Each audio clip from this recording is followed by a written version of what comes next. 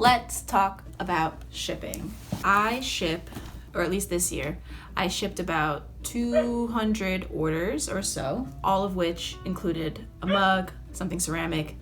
Everything I make is breakable. So getting all of the, ins and outs of packing, it's a learn as you go kind of process, but I am going to share with you today some of the things that I found very helpful with shipping. The two most important things about shipping is, one, you want to make sure that there is 2 inches between the object that you're packing up and the outside edge of the box. Number 2, second most important thing is, when you shake the box, you kind of want to make sure that nothing moves. You can decide to double box or not. You can use packing peanuts, saran wrap, whatever type of packing material you want to use and end up using. 2 most important things are to make sure that nothing moves once it's finally packed, and that there is, roughly speaking, about 2 inches between the object and the outside wall of whatever box that you're using. This box actually is a return to sender that I received. This mug I shipped out to Germany. Yeah, to Germany. And I thought it was lost, so the customer had reached out saying, hey, I didn't get my package yet. So I made them a new one, sent that away already. But then a few weeks later, it actually came back to me. So we can open up this box to see how my packing holds up, especially since it went all the way to Germany and back. So let's open it up.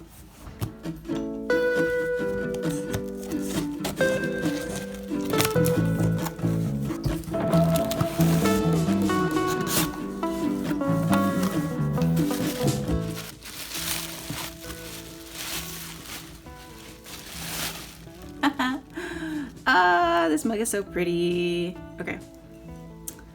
So, looks like my packaging held up great. Okay, so let's talk about the things that I use for this packaging. First up, I'll talk about this box. These are crush-proof mailers. If you search crush-proof literature mailer or crush-proof mailer, that's what you'll get with these type of boxes. And I really like them because there's 3 walls of cardboard on these 2 sides, 2 walls of cardboard on this side, and you can open and close them fairly easily.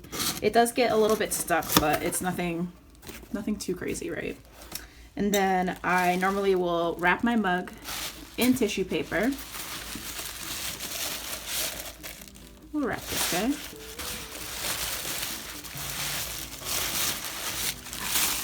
So I like to make sure that there is enough tissue paper that once it's inside this box, we don't hear any movement. So it's nice and snuggy snug. Then I put in any care instructions, business card, any type of freebie. So with my dice mugs, they get a dice. I try to match the mug style and colors to a dice the best I can anyways. So that goes in there, that goes in there. And we just close it up.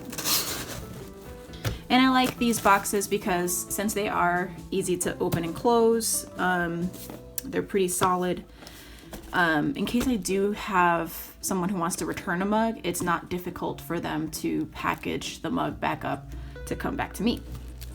Okay, so once we have the mug packaged in this box, I will then put it inside another box. And with this one, I use some bubble mailers.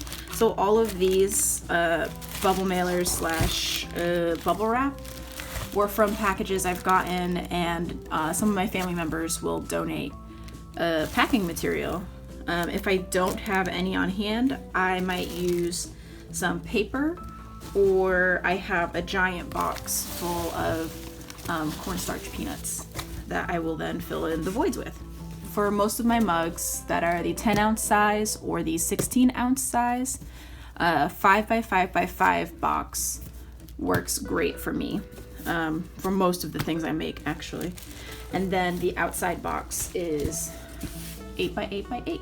So I use gum paste tape. whatever it's called, because it is easier to recycle, no plastic involved, but then it's just easier for someone to recycle this box after they open it up. So I'll have links in the description for all of the things that I use in case you're interested. Sometimes I'll use these type of things, other times cornstarch peanuts. So we'll put that guy in there.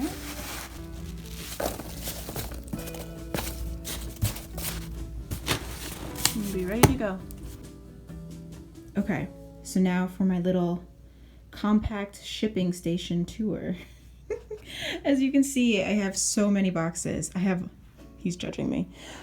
These are my most commonly used sizes. This is new size for me, so I just have to figure out where I'm gonna put it. This box is full of the cornstarch peanuts. So if you order 7 cubic feet and want to know what that looks like, that's what this looks like. That is my gum tape dispenser.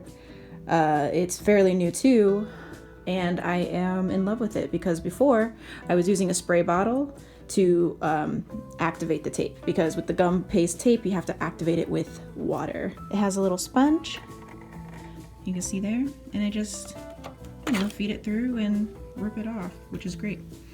And this is my surface for wrapping up all the things. There's my extra dice that I put with some of my mugs.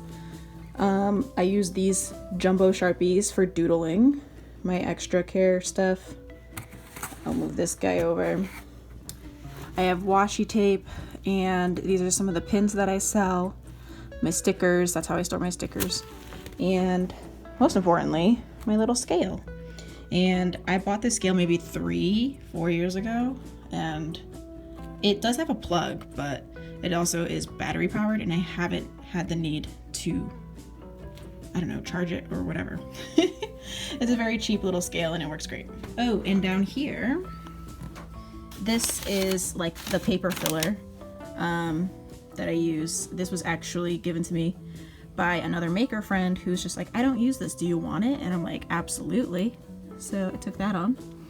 And you can see back here, hiding away, these are some of the organza bags that I use for my smaller things like ornaments. And then once I'm out of the tissue paper, I'll be moving on to these little bags because it'll be a little bit quicker, I think, to pack some of my stuff. So yeah, it's a lot of stuff. Very compact, but yeah, I'm really happy with my little shipping station. Okay, other things about shipping that I want to tell you guys in this video. I really like to use Pirateship. It is a service, I guess. Yeah, service.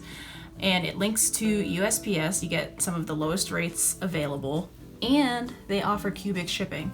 So you can save different little profiles of the most commonly shipped things. If you use Etsy, it's the same type of thing where you save a shipping profile for, like, let's say my mugs are in 8x8x8 boxes, and they normally weigh 1 pound, like 6 ounces.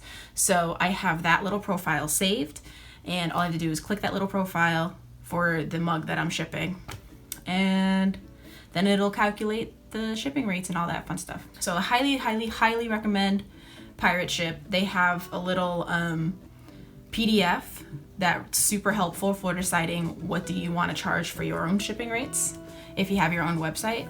If you're on Etsy, it can link to Etsy as well. Another thing to recommend is my Rollo label printer. It is so cute. It works so fast. It never jams unless if I did something wrong. So it's great. It's so nice to not have to rely on ink because it's a thermal printer.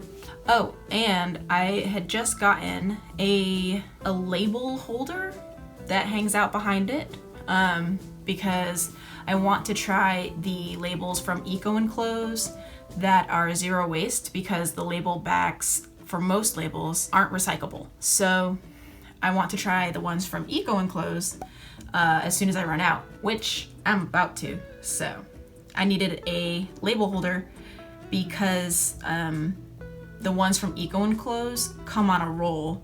So I needed something that was able to hold the roll. Shipping multiple items. Okay. So in my huge increase in shipping things, out of the hundreds of packages that I've shipped, I've had 2 things break. And they were both for the same reason.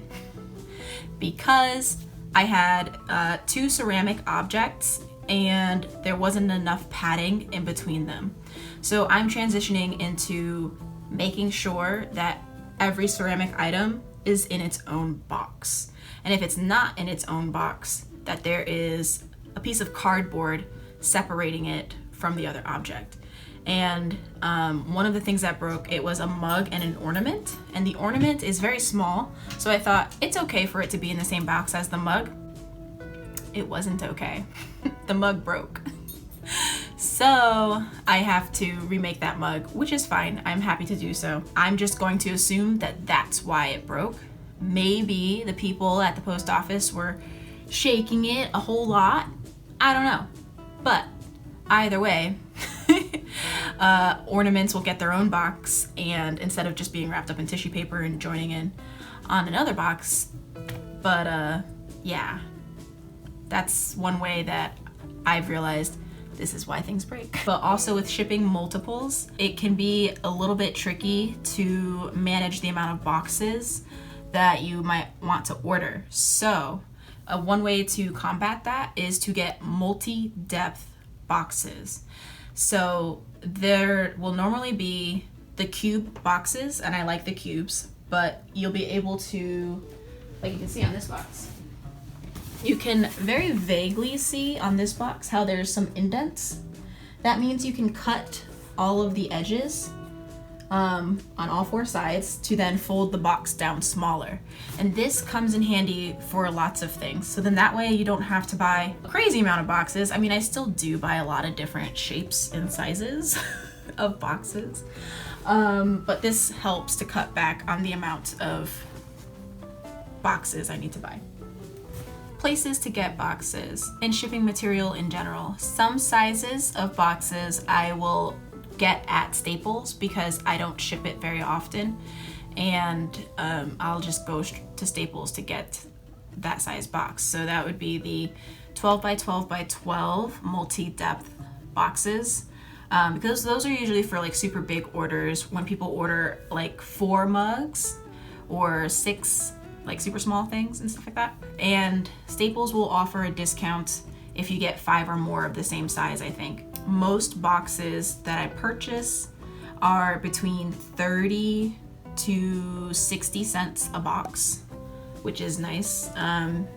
So in total, I would say the amount that I spend on shipping 1 mug in terms of material, it's probably around $1.50 to $2. So it's nice to kind of keep track of the costs, just so that you know that you're charging enough for shipping, or if you roll it into the price of the item, however you choose to handle that, it's good to kind of know a ballpark, I guess, of shipping material cost. So I did get this material, and I wanted to try a small piece. It hasn't come in handy quite yet, and I don't know how I feel about it as a replacement for bubble wrap, but the double box method does allow me to not use any plastic, even though it is more cardboard, but at least it can be recycled, and the cornstarch peanuts dissolve in water. But there are some things that eco replacements haven't fully gotten there yet, and bubble wrap is one of them, because there are some things that I still end up needing to bubble wrap. It happens very rarely, and it's normally super flat things, but this is a bubble wrap replacement that I'm excited to try and see if I can get it to work. Some people do use this as their only packaging without the second box, and they find it works. But they also follow the 2 most important rules, which are there is about 2 inches from the object to the outside wall, and nothing moves once you shake that box. Because you have to imagine that they are going to yeet your box, tossing it everywhere, throwing it, it gets squashed, it gets crumbled, it gets all sorts of torn up. They don't care if it says fragile or not. It's just the reality. So you have to prepare your box for that. So I'm really excited to have my little shipping station. It's very compact, not very pretty at all. I mean, I like it, but also there's a lot of brown happening. Maybe I will like color in the box or get a better box for the packing peanuts. But it's my little shipping station, and it has helped immensely to be able to stand and pack and have a dedicated space for shipping. So that made sharing my process for shipping things that much easier to share with you. I hope this was helpful. Like I said, I have links in the description for various places that I go to shop. East Coast Packaging is in my own state, so if you are in New England, this might be a good place to go shopping. I do not recommend Uline because of their support of Trump, but there's plenty of other replacements for whatever they offer. Yeah, I think that's about it. Okay, I am gonna go make some mugs. Thank you so much for watching. Hopefully this helped you learn how to ship very fragile things. Maybe it alleviated some nervousness about shipping, hopefully, because I know that's always like a big hurdle for people. Yeah, once you get the hang of it, it becomes easy peasy. Thanks for watching, bye.